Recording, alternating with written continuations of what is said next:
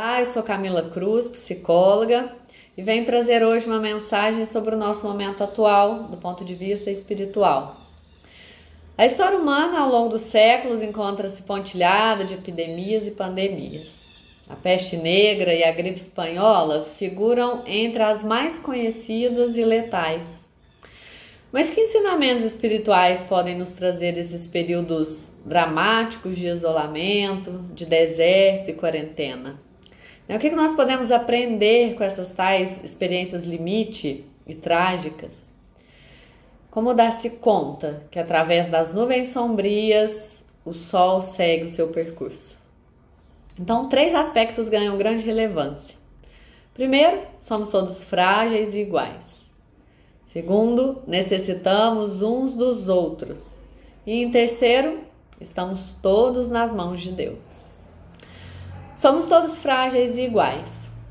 Entre os animais, o ser humano ao nascer é aquele que apresenta maior grau de fragilidade.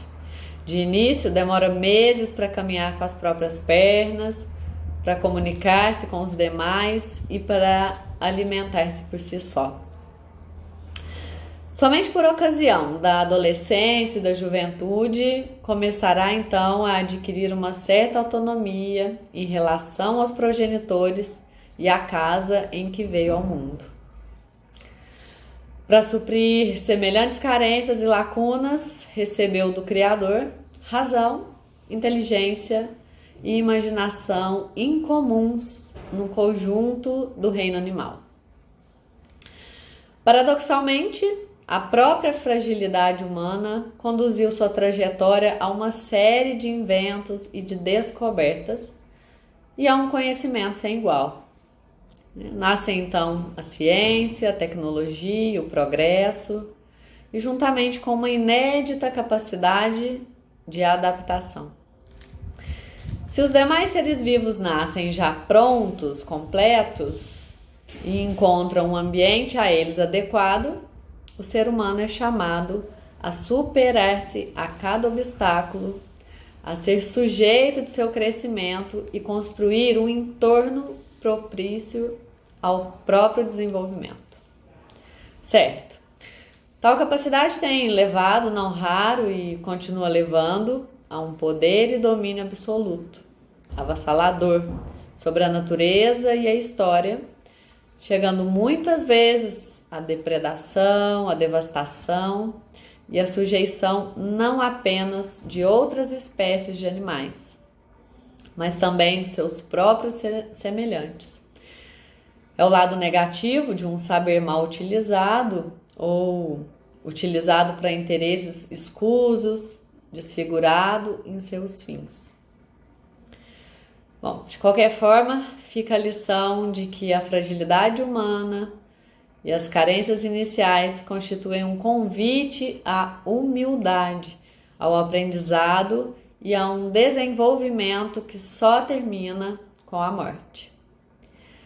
A incompletude humana traz embutida a sua criatividade e esta emerge com força diante das adversidades. Estiagens, inundações, epidemias e outras catástrofes costumam ser terreno fértil para a inteligência, a imaginação e a solidariedade.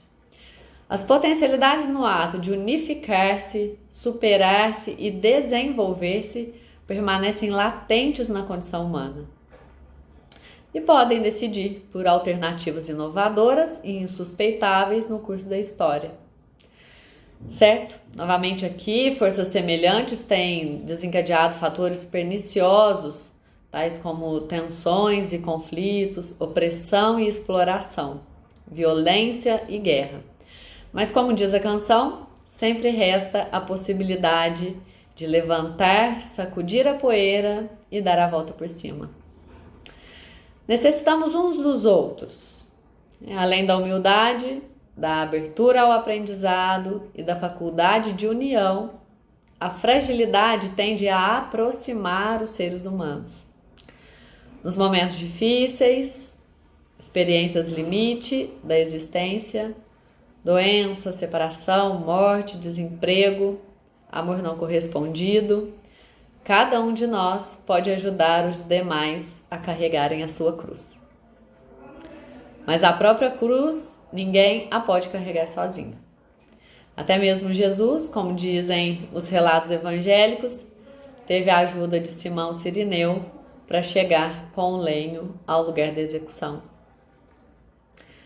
Nesse caso, cabe uma máxima: quanto mais profundamente conhecermos a nós mesmos e as nossas debilidades e fraquezas, mais estaremos abertos à compreensão frente às debilidades e fraquezas dos outros. Abertos, prontos e disponíveis à solidariedade. Surge então o outro lado das relações humanas.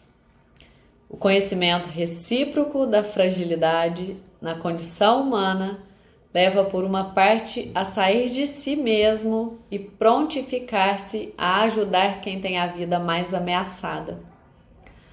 Por outra parte, preparamo-nos para receber com devida humildade a ajuda do próximo. Quebra-se assim então a autossuficiência, a arrogância que habitam tão perto do saber, do poder e do domínio. O autoconhecimento abre o horizonte para um conhecimento mais amplo sobre o ser humano e a sociedade. De fato, quem de nós já não passou por uma experiência limite? É um momento difícil e extremo em que chegamos a dizer no íntimo de nós mesmos: Senhor, até aqui eu vim, arrastei-me com todas as minhas forças, mas agora não posso mais. Carrega-me com teus braços potentes. Não, Deus não vai carregar ninguém, mas a sua graça é capaz de derreter os corações endurecidos para que possam deixar de lado o orgulho e buscar ajuda. O Senhor, sem dizer uma palavra, indicará seus anjos que nos carregarão sobre as suas asas. E semelhantes anjos, com muita frequência, estão do nosso lado. Um familiar, um amigo, um companheiro, um conhecido ou até um desconhecido, como no caso do bom samaritano. O desafio é superar a tolerância pelo cuidado uns com os outros. Importante nesse caso é falar, gritar, pedir por socorro. Muita gente está sempre disposta a socorrer os outros, mas se isola e se cala quando a tempestade bate à própria porta. Um certo orgulho impede de abrir o coração e a alma na tentativa de buscar socorro. E vale aqui outra máxima: quem fala, grita e pede socorro tende a salvar-se. A psicologia ensina que o próprio ato de verbalizar o que se sente é já uma forma de afastar os fantasmas que nos perseguem e assustam. Falar sobre as nuvens sombrias que cobrem o céu individual é uma forma de desvanecê-las e abrir espaço para um raio de sol, um raio por menor que seja. Depois, aqueles que não falam, não gritam e não pedem socorro, tendem a afogar-se no próprio veneno. A dor, seja ela qual for, quando atinge o pico do desespero, torna-se cega, não permite um raciocínio lógico. Daí a necessidade de buscar alguém como referência, alguém que você tenha confiança e que possa ter uma compreensão e te oferecer uma ajuda.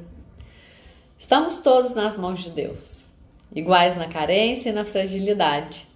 Aos poucos nos damos conta que necessitamos contar com os demais, estender as mãos e deixar que essas se estendam sobre nós mesmos. Mas tudo ganha um sentido mais profundo quando descobrimos que o Criador, origem de todo o universo, de todos os seres vivos e de todos os seres humanos, ao tornar-se nosso Pai comum, tornou-nos igualmente irmãos e irmãs. É o que rezamos na oração do Pai Nosso, transmitida pelo nosso próprio Jesus. Na primeira parte, o olhar vertical para Deus, seu nome, sua vontade, seu reino. Na segunda parte, um olhar horizontal para o próximo, o pão de cada dia, as relações de perdão, os períodos de tentação. E conclui-se que quem reza o Pai Nosso não pode rezar pão meu. Se o Pai é nosso, o pão também deve sê-lo. E pão aqui, simbolicamente, indica tudo o que o ser humano necessita para manter-se de pé e com a devida dignidade. Ou seja, pão em sentido ampliado é sinônimo de terra, trabalho, teto, salário justo, segurança, educação, saúde, direitos respeitados, relações de amizade e também de solidariedade. Tudo isso ganha maior relevância quando uma catástrofe se abate sobre a pessoa, a família, um grupo, um povo, uma cidade, um país. E com maior razão quando se abate sobre o mundo inteiro, como é o caso dessa pandemia do Covid-19. Que significa, nesse momento, então, colocar-se nas mãos de Deus. Significa muita coisa, menos transferir para Ele aquilo que devemos fazer com as nossas próprias mãos, nossos meios e as nossas forças. Convém deter-se numa terceira máxima. A oração não modifica nossos males e problemas, modifica nossa maneira de encará-los. Em outras palavras, Deus não vai resolver aquilo que compete às autoridades sanitárias, aos governos, às instâncias e organismos internacionais e a todos nós, cada qual na sua esfera. No silêncio da oração, o Pai vai confortar os ouvidos cheios de ruídos, com palavras silenciosas de luz e paz e serenidade. Vai aquecer o coração com a chama invisível do seu amor sempre fiel e presente. Vai inundar a alma ressequida com a água viva que vem da fonte de sua infinita misericórdia. Numa palavra, a oração vai fortalecer o nosso íntimo com a força da fé e da esperança. A armadura que nos torna capazes de seguir adiante, na certeza de que o sol brilha apesar das nuvens. Quando sou fraco, é então que sou forte, diz Paulo. Noite e tempestade não duram para sempre, e ao final, tornamo-nos mais próximos, fraternos e solidários. E é com essa mensagem, então, que eu deixo a todos vocês na paz de Cristo. Um grande abraço a todos.